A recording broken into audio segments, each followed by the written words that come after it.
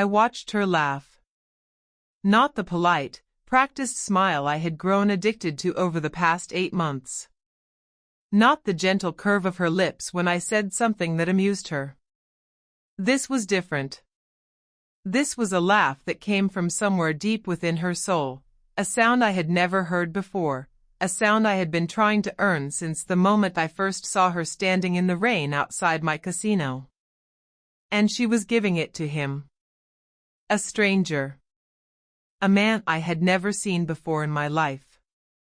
A man whose hand was touching her elbow like he had every right to. A man who leaned close to whisper something in her ear while she threw her head back and laughed like the world wasn't watching. Like I wasn't watching. My grip tightened around the crystal glass in my hand until I heard it crack. Blood, hot and insistent, slid down my palm, but I didn't feel it. I couldn't feel anything except the fire consuming my chest, the venom pumping through my veins, the primal rage of a man watching something precious slip through his fingers. "Boss," my second-in-command whispered urgently beside me. "Your hand." I didn't respond. Who was he? Where had he come from? Why was she looking at him like that, like he was the sun and she had been living in darkness? Had I not given her everything? Had I not turned my entire world upside down for a woman who barely spoke above a whisper, a woman who painted sunsets on my penthouse terrace while my empire burned around me? She touched his arm. Her delicate fingers, the same fingers that traced patterns on my chest when she thought I was sleeping, rested on his forearm with a familiarity that made me want to burn Seoul to the ground. "Find out who he is," I said, my voice barely human. "Find out everything. His name. His family. His blood type. His sins. I want to know what he dreams about at night, and I want him to regret ever setting foot in my city. Yejuan. Now. I am Kong Yejuan. I am the man who controls the underworld of Seoul with nothing but whispered threats and calculated violence. I have made grown men weep for mercy. I have brought politicians to their knees and watched empires crumble because I willed it. I have never lost. I have never begged.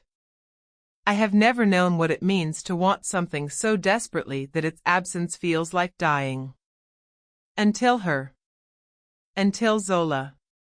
And as I stood there in the shadows of that cafe, watching her smile at another man, I realized something terrifying.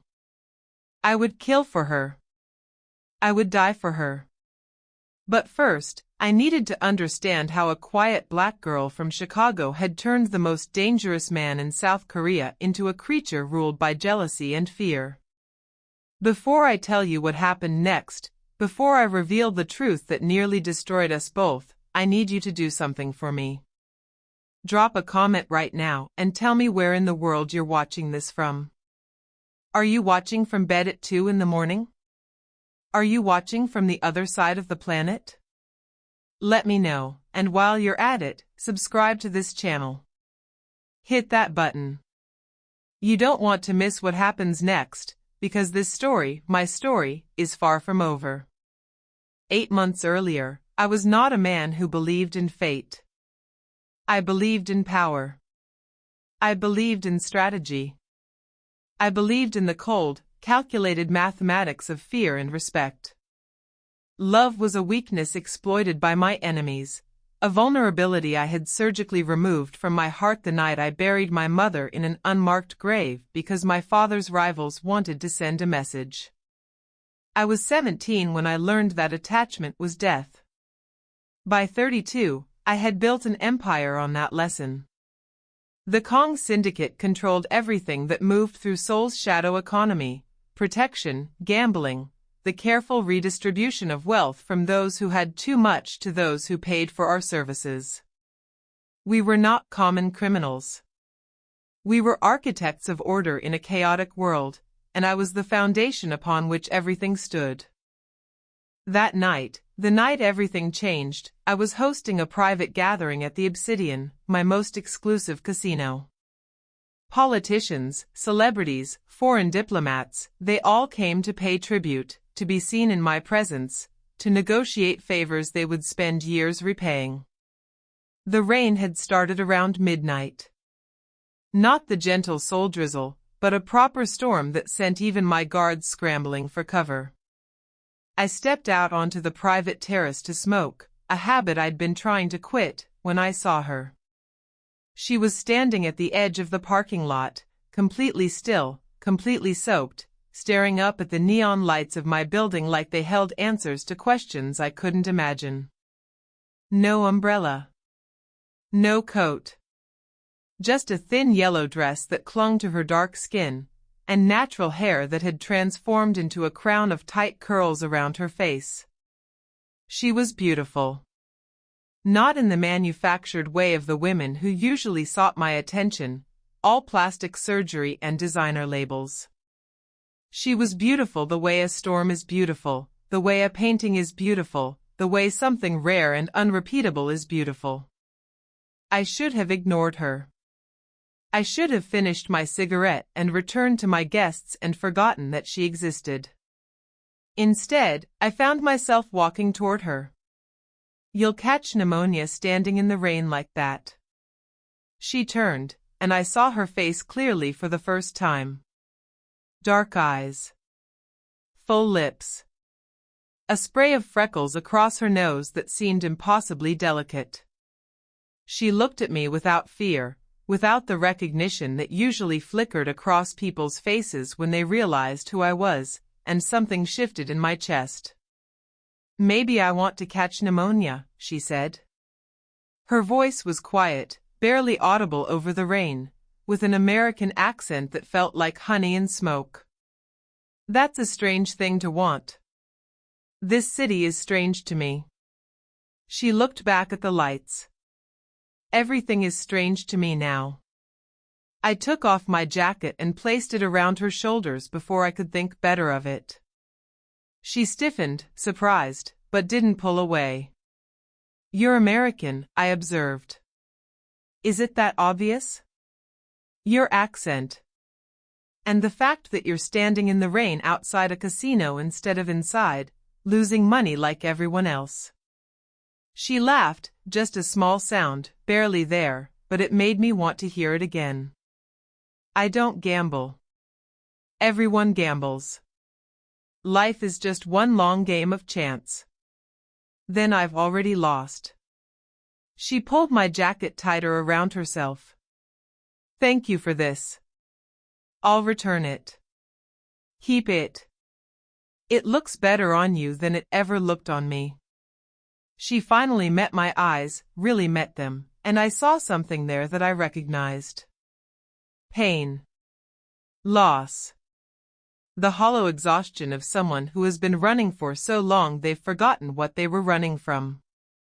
Who are you? She asked. Kong Yejuan. That doesn't tell me anything. It tells you everything that matters in this city. She studied me for a long moment, and then she smiled, a sad, knowing smile that made her look older than she probably was. Ah. You're someone important. Someone dangerous. Does that bother you? Nothing bothers me anymore. She started walking away, my jacket still around her shoulders. Good night, Kong Yejuan.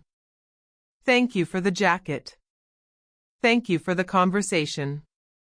Wait, I caught her arm, gently, feeling the warmth of her skin through the wet fabric. What's your name? She paused. In that moment, with the rain falling around us and the city humming with electric light, she looked like something from another world. A vision. A warning. A promise I didn't know I was about to make. Zola, she said. Zola Okonkwo. And then she was gone, disappearing into the storm like she had never existed at all, taking my jacket and my peace of mind with her. I should have let her go. I should have returned to my guests, to my empire, to the carefully constructed life I had built from blood and ash. But instead, I stood in the rain for another 10 minutes, breathing in the faint scent of vanilla she had left behind, and made a decision that would change everything. I was going to find her.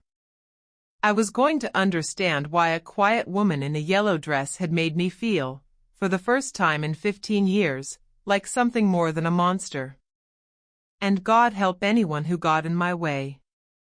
Finding Zola Okonkwo should have been simple. I had resources. I had connections.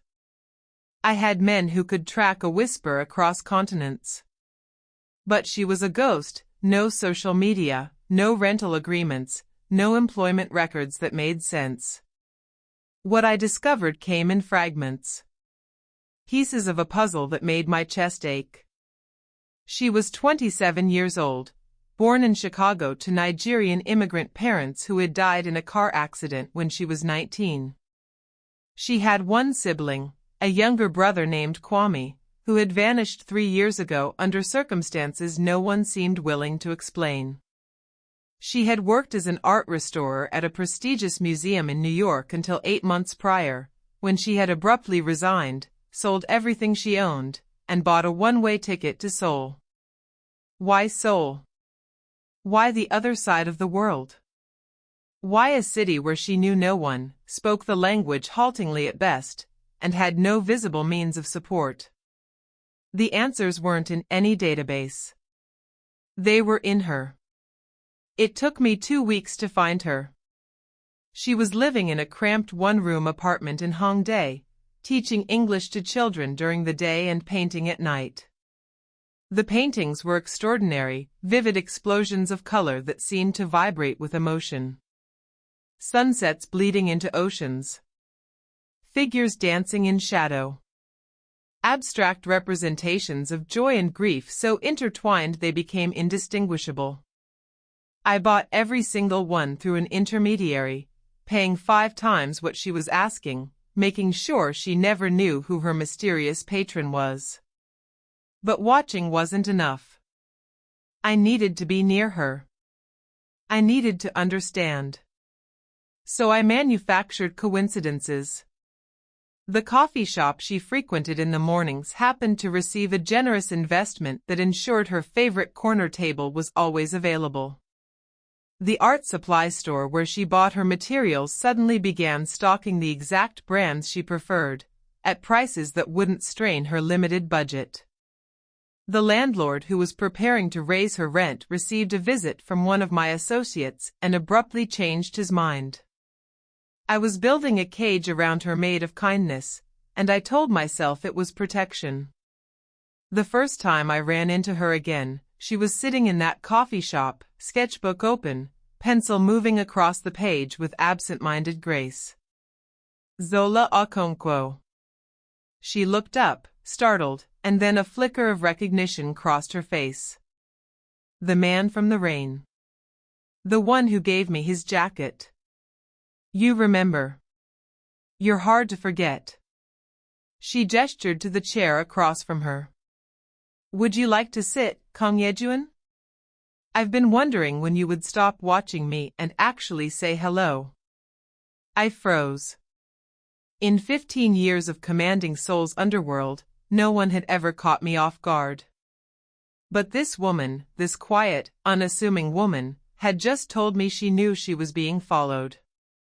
You knew? I noticed things. It's a habit I developed young. She continued sketching, not looking at me. You're not very subtle for a dangerous man. Your people stand out. Too well-dressed, too alert, too present in places where they have no reason to be. I sat down slowly, reassessing everything I thought I knew about her. You weren't afraid? Should I be? Most people are. I'm not most people. She finally looked up, those dark eyes meeting mine with an intensity that made my breath catch. Besides, if you wanted to hurt me, you would have done it already. You've had 2 weeks. I assume you're here for something else. I don't know what I'm here for, I admitted, and the honesty surprised me. I don't know why I can't stop thinking about you. I don't know why a woman I spoke to for 5 minutes has occupied my every waking thought. She was quiet for a long moment, studying me the way I imagined she studied her paintings. Looking for truth beneath the surface. Looking for the cracks in the facade. "You're lonely," she finally said. "Rich, powerful, terrifying, and completely alone. I recognize it because I feel it too. I have an empire. I have thousands of people who answer to me. That's not the same as having someone who sees you." She closed her sketchbook. "Why did you give me your jacket that night?" "Because you were cold." "No. That's not why." She leaned forward slightly. "You did it because for one moment, you wanted to be someone other than who you are. You wanted to be the kind of man who gives a stranger his jacket in the rain without expecting anything in return. You wanted to be human." The words hit me like a physical blow. I started, then stopped. What could I say? She had seen through me in minutes with a precision that my enemies had never achieved in years. "It's okay," she said softly. "I came to Seoul to be someone else too. Maybe that's why I noticed you. Maybe we're both running from the same thing."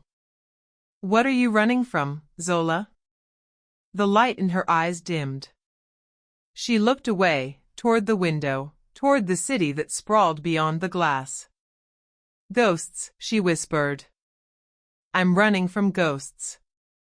She didn't elaborate, and I didn't push. But from that moment, something shifted between us.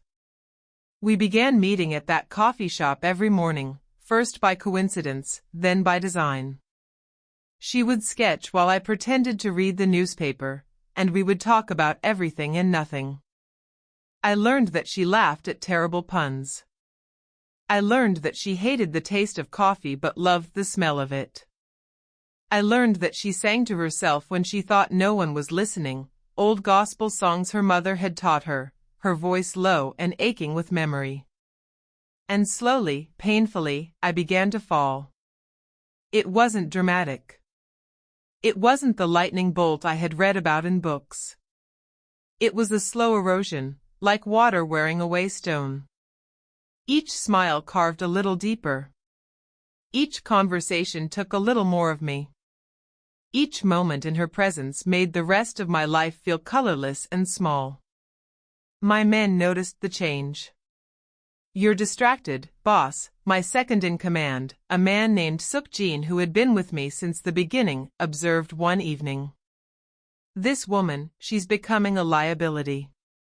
"She's not a liability. You spend every morning with her. You've quadrupled security around her neighborhood. You personally vetted her students' families. This isn't protection anymore. This is obsession. Watch your tone. Someone has to say it." Suk-jin stepped closer, lowering his voice. "The Hwan faction is moving against us. They see weakness. They see you prioritizing a foreign woman over business. If they find out how much she means to you, then we make sure they never find out. And if they do? If they take her? If they use her against you?" I didn't answer. I didn't have an answer. Because the truth was, I had already calculated that scenario 100 times. I had already accepted that Zola Okonkwo had become my greatest vulnerability and my only hope for something resembling salvation. What I didn't know, what I couldn't have predicted, was that she had secrets too. Secrets that would bring our worlds crashing together in ways neither of us could survive. 3 months into our strange courtship, because that's what it was, though neither of us named it, Zola finally agreed to visit my penthouse. I had invited her a dozen times. Each time, she had declined with a gentle shake of her head and a smile that didn't reach her eyes. "I'm not ready to see your world," she would say. "I'm not sure I can handle it." But something changed. I don't know what. Perhaps she sensed my patience fraying. Perhaps she had simply grown tired of running.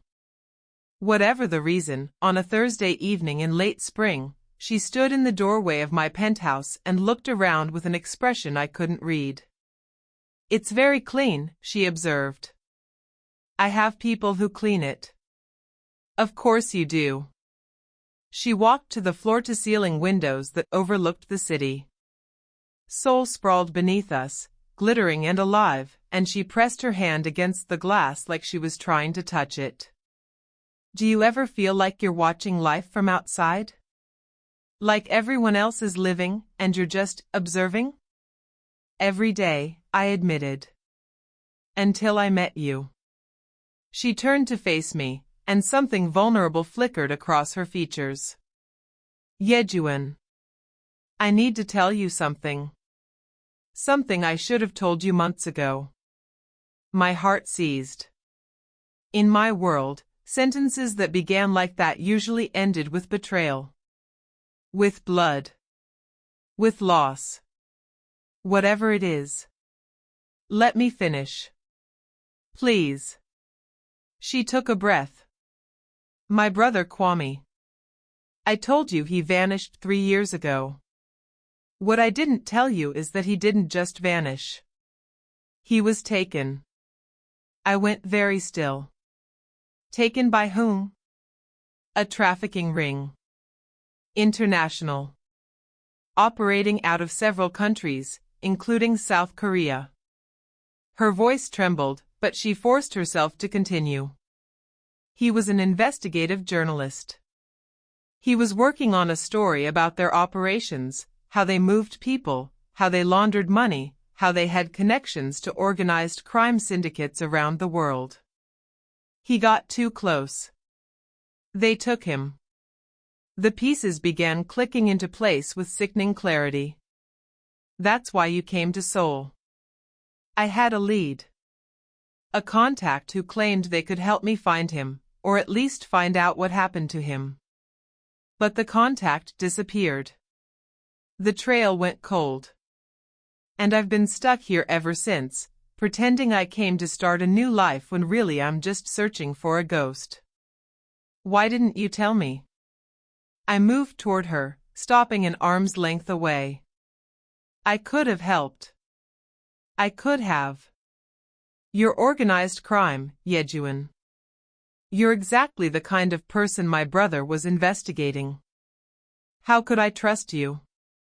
How could I know you weren't connected to the people who took him?" The accusation landed like a blow. "I'm not a trafficker," I said, my voice harder than I intended. "I have never dealt in human lives. There are lines I don't cross, Zola. That is one of them. I know that now." She reached out and touched my cheek, her fingers cool against my skin. "I've spent 3 months learning who you are. The real you, not the legend. You're brutal, yes. Dangerous, absolutely. But you're not evil. You protect people in your own twisted way. You have a code. Then why tell me now?" "Because I'm falling in love with you." The words hung in the air between us, fragile and terrifying. "And I can't do that if I'm keeping secrets. I can't give you my heart if I'm lying about why I'm here." I pulled her into my arms, holding her close, feeling her heartbeat against my chest. "We'll find your brother," I promised. "I don't care how long it takes. I don't care how many resources it requires. We will find him. What if he's dead? Then we'll find his body. We'll bring him home. And we'll make everyone responsible wish they had never been born." She looked up at me, tears streaming down her face, and for the first time since we met, I saw something other than sadness in her eyes. I saw hope. That night, we made love for the first time. It was tender and desperate and utterly unlike anything I had experienced before. She cried afterward, and I held her, and I made promises against her skin that I knew I would die to keep. Now, let me pause here and ask you something. Have you ever loved someone so deeply that their pain became your pain?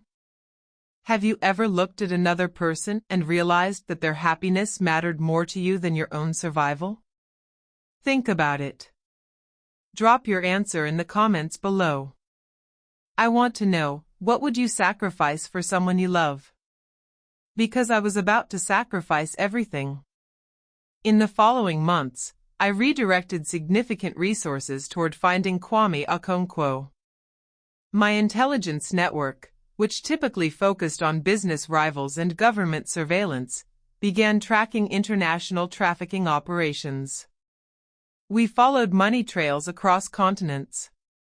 We interrogated informants. We pulled at threads that led to darker and darker places. Zola moved into my penthouse. She painted on my terrace while I ran my empire, and somehow our worlds began to merge. My men grew accustomed to seeing her, this quiet, watchful woman who nodded at them politely and never asked questions about the blood occasionally staining their clothes. She softened me. My rivals began to notice. The Huan faction, a rival syndicate that had been circling for years, made their move on a winter evening. 3 of my warehouses were firebombed. 2 of my lieutenants were executed. A message was left: the dog who chases butterflies forgets to guard his den. They knew about Zola. They were testing me. Threatening her. I responded with violence that made even my oldest allies uncomfortable. Within 48 hours, the Huan faction's leadership had been decimated. Their assets were seized. Their families were given one chance to flee the country. I did not give them a second chance. Was that necessary? Zola asked afterward, her voice carefully neutral. Yes. All of it? I looked at her, this woman who had remade me, and I didn't lie. They threatened you. So yes. All of it was necessary. Every drop of blood. Every scream. Every broken bone. Because I will not lose you, Zola. Not to them. Not to anyone. Not ever. She didn't respond. But later that night, she held me tighter than she ever had before, and I felt her lips move against my shoulder. I'm not afraid of you, she whispered. I'm afraid of what I'm becoming because of you. I'm afraid that your world is changing me. Is that bad? I don't know yet. We fell asleep tangled together, 2 damaged people trying to build something whole from the fragments of their broken lives. I should have known it was too beautiful to last. The lead came 6 months after Zola moved in. One of my contacts in Hong Kong had traced the trafficking ring that took Kwame to an organization called the Ivory Collective. They operated in the shadows of legitimate businesses, art galleries, import companies, high-end auction houses. And they had a presence in Seoul. More specifically, they had a man. His name was Thierry Delacroix. French-Senegalese, mid-30s, officially a cultural attaché at a European arts foundation. Unofficially, he was a facilitator, the person who made arrangements, who cleaned money, who ensured that the Ivory Collective's operations ran smoothly. And he had information about Kwame. I want to meet him, Zola said when I told her what we'd discovered. Absolutely not. Yejuan. He's dangerous, Zola. He's connected to the people who took your brother.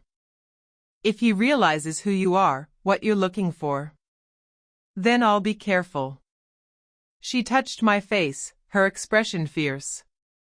I've been waiting 3 years for this. 3 years of not knowing if my brother is alive or dead. I won't sit in this penthouse and wait while you send men to do what I should be doing myself. I can't protect you if you're in the field. I don't need you to protect me. I need you to trust me. We argued for 3 days. In the end, we reached a compromise. Zola would approach Thierry Delacroix at a cultural event, a gallery opening where they would both have legitimate reasons to be present. She would pose as an art collector, feel him out, try to determine what he knew. My men would be watching from a distance, ready to intervene if anything went wrong. It was a solid plan. A careful plan. I should have known it would all fall apart. The gallery opening was held at a converted warehouse in Gangnam. Zola wore a crimson dress that made her look like a flame against the stark white walls. I watched from a private room upstairs, surveillance feeds showing every angle of the space below. She was magnificent. She moved through the crowd with quiet confidence, pausing to examine pieces, making small talk with other attendees.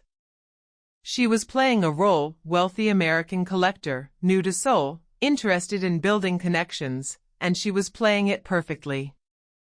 And then Thierry Delacroix walked in. He was handsome. I hated him immediately, the easy grace of his movements, the charm of his smile, the way people gravitated toward him like planets around a sun.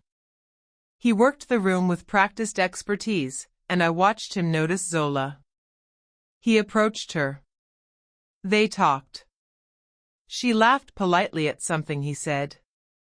I told myself it was fine. This was the plan. She was doing exactly what she was supposed to do.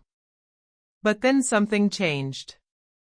I saw her face shift, saw recognition flicker in her eyes, and suddenly she wasn't laughing politely anymore. She was laughing genuinely. That laugh. The laugh I had never heard before, the laugh I had been trying to earn for 8 months. She was giving it to him.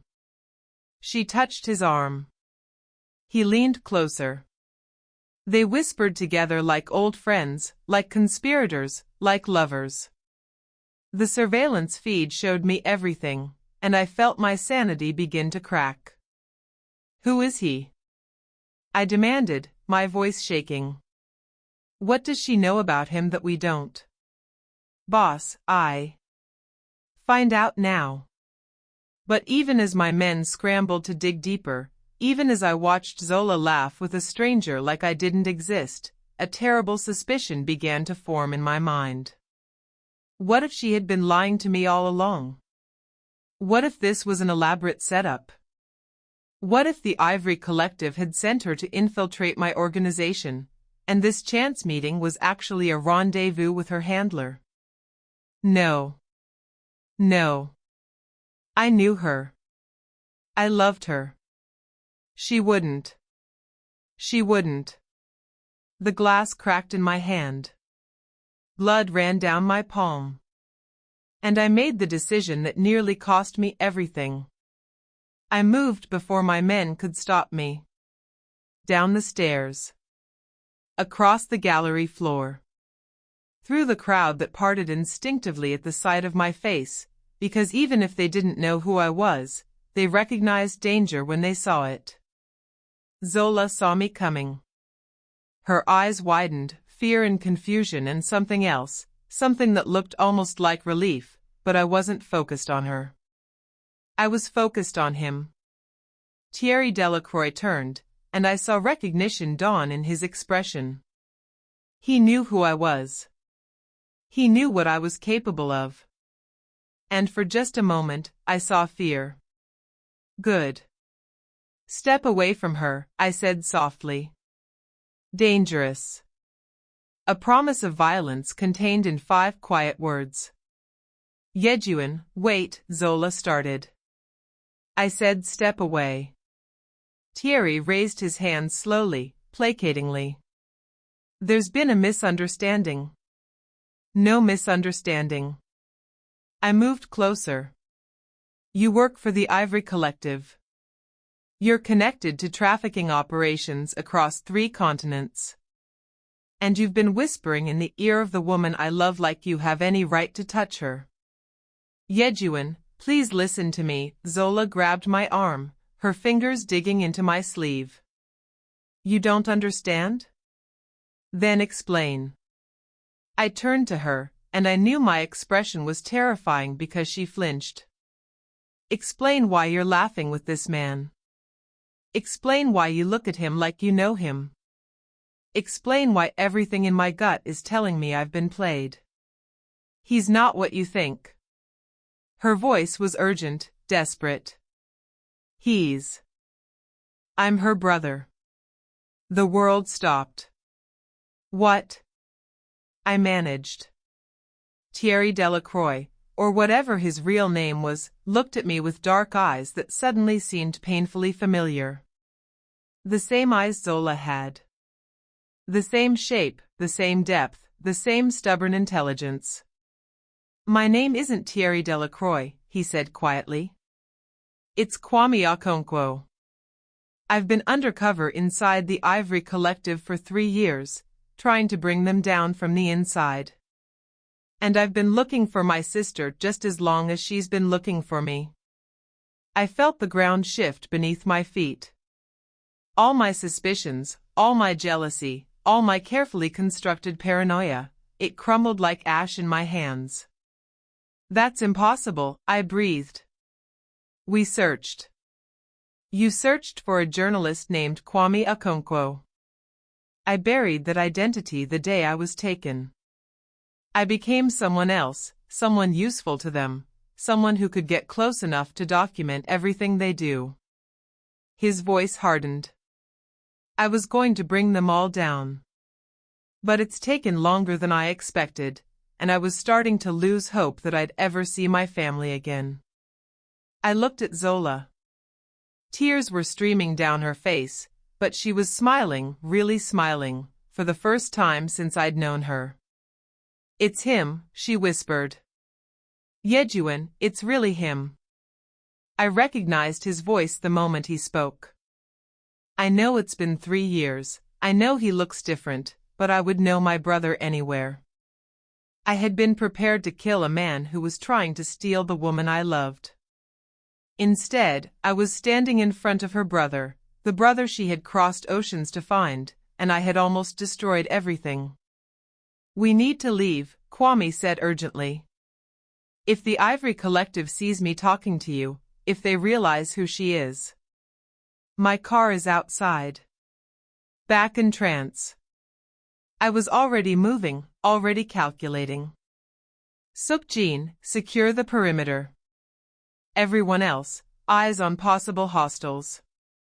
We moved through the gallery as a unit, Zola between us, Kwame watching our backs. My heart was pounding, not with jealousy anymore, but with a desperate need to protect both of them, the woman I loved and the brother who had been willing to sacrifice everything to bring down monsters. We almost made it. The bullets came from nowhere, a suppressed rifle, 3 shots in rapid succession. Kwame shoved Zola to the ground as glass shattered around us. My men returned fire while I covered them both with my body, feeling a bullet graze my shoulder like a line of fire. They found me, Kwame hissed. They must have been watching. How many? I demanded. I don't know. Their security team, at least 6, maybe more. Then we move. Now. The next 3 minutes were chaos. My men engaged the Ivory Collective shooters while I dragged Zola and Kwame toward the waiting convoy. More bullets. Shouting. The wet sound of bodies falling. We made it to the armored SUV just as one of my men took a shot meant for me. He went down, and I had to choose, save him or save Zola. There was no choice. There was never a choice. Go. I shouted to the driver. Get them to the safe house. The car peeled away, and I turned back to the fight. By the time it was over, 4 of my men were dead. 8 of theirs. And I was standing in a blood-soaked gallery, surrounded by bodies, with a hole in my heart that wouldn't heal until I knew Zola was safe. The safe house was a fortified compound outside Seoul. When I arrived 3 hours later, after ensuring we hadn't been followed, after cleaning the blood from my hands, Zola ran into my arms and held me like she was afraid I would disappear. "I'm sorry," I said into her hair. "I'm so sorry. I thought." "I know what you thought." She pulled back to look at me, and there was no accusation in her eyes. Only understanding. Only love. "You thought I had betrayed you. Given what you've been through, given the world you live in, it makes sense. It doesn't excuse." "No. It doesn't." She touched my face. "But I forgive you. Because I know you. I know that under all that violence and paranoia, there's a man who loves me so much it terrifies him." "It does," I admitted. "It terrifies me every day." "Good." She smiled, that real smile, the one I had been trying to earn. "That means you're paying attention." Kwame Okonkwo, the ghost, the undercover operative, the brother Zola had never stopped believing in, became our unexpected ally. For 3 years, he had been documenting the Ivory Collective's operations from the inside. He had names, dates, financial records, evidence of connections to powerful figures on 4 continents. Alone, he had been planning to release everything to international law enforcement and pray that he survived the fallout. With my resources behind him, we could do so much more. It took 6 months to bring them down.